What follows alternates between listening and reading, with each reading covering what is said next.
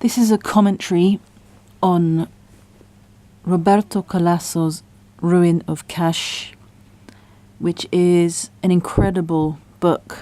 It can't be described as a novel, but it is a very incisive analysis of the inception of modernity in Europe. And I can recommend as many people as possible to read it, to understand where we are at now. So I'm just going to read a few quotes from his book to begin with, and there are many, sometimes even just a single sentence speaks volumes. He's got an incredible intellect, and again, for young Muslims who are trying to understand who they are, where they're at in this day and age, I can recommend as well reading this book.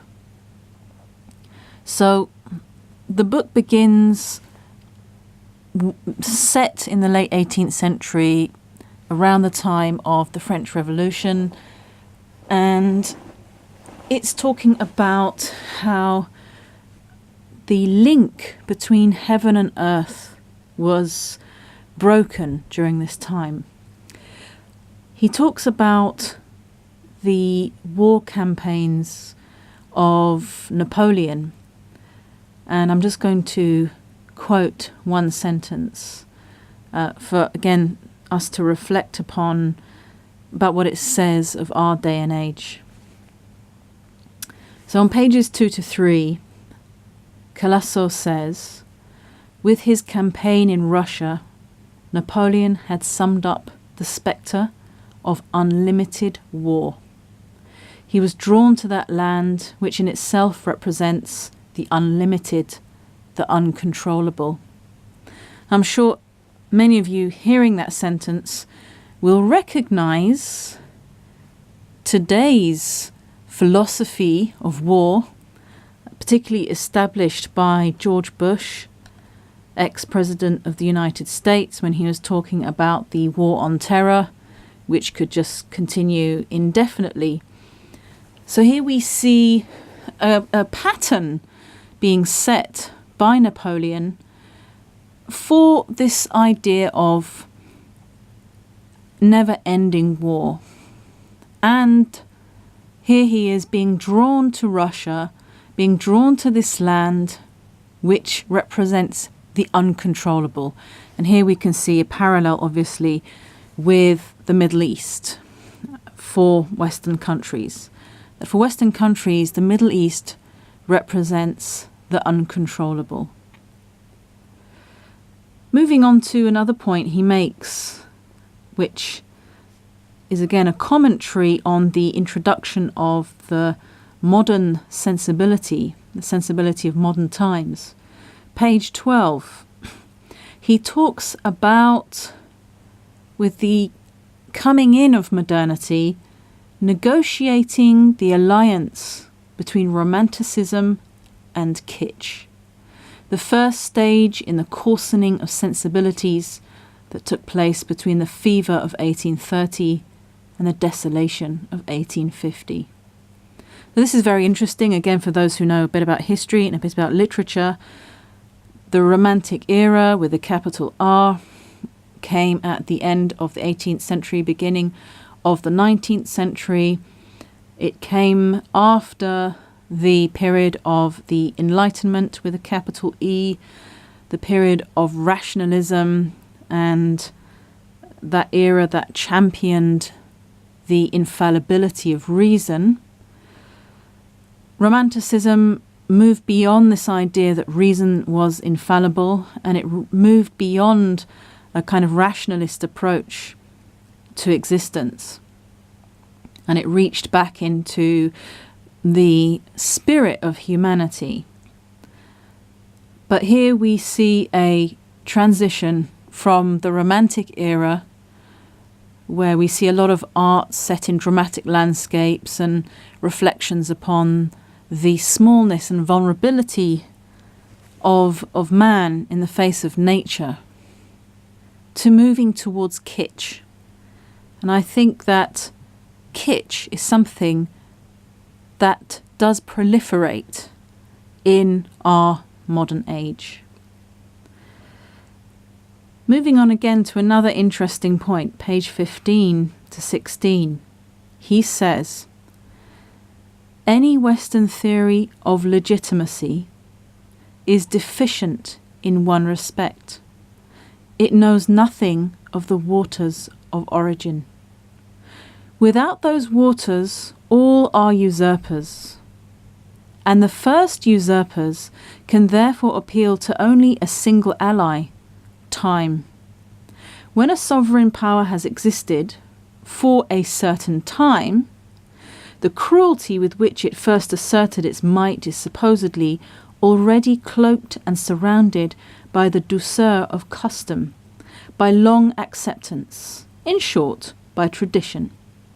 Thus, tradition no longer enables one to claim an origin, but now conceals it.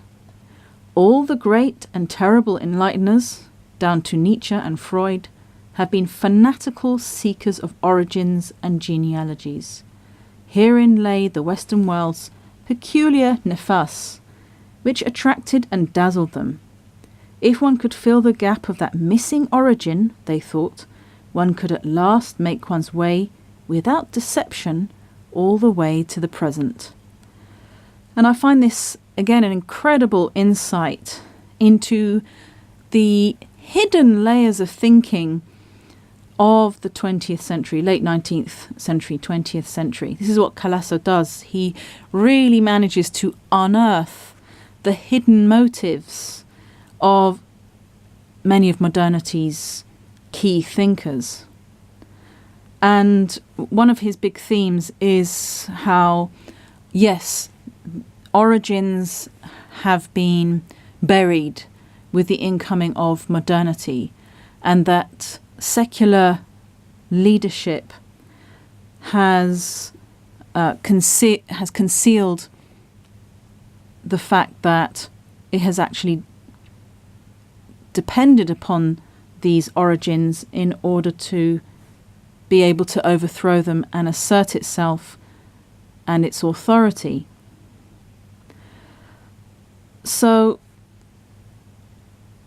here he's saying that the modern Western theory of legitimacy no longer understands or has cut itself off from this understanding of an origin, of a primordial origin. And so when a power establishes itself, it legitimizes itself by getting the people used to it over a period of time.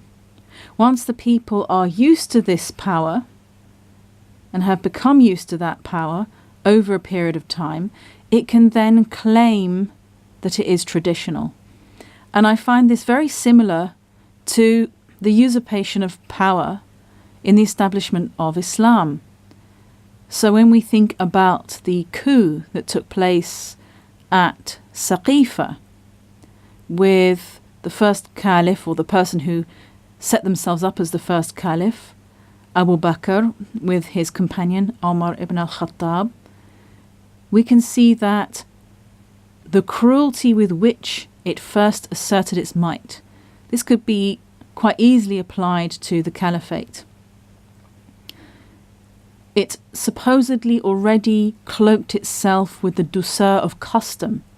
So the caliphate cloaked itself in a kind of appearance of custom and tradition. It established itself as a tradition and thereby concealed the fact that it wasn't legitimately connected to any authentic origin.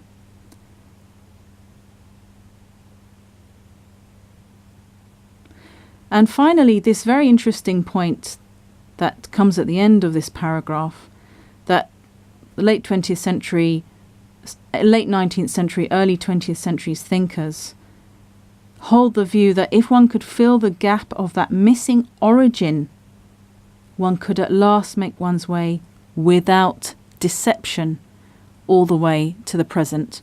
Of course, here Calasso is implying that the modern thinkers, or we could say even the thinkers that established modernity or contributed to modernity, have connected the present to the past by means of deception, because they can no longer find their way back to that authentic primordial origin. They no longer know anything about it.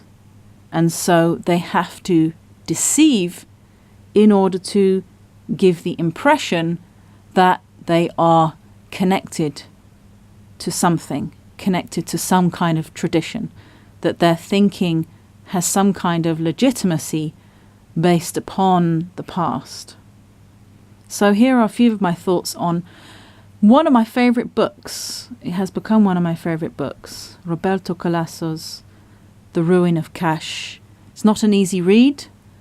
It's very challenging to the intellect. It's quite hard work, but it's well worth it.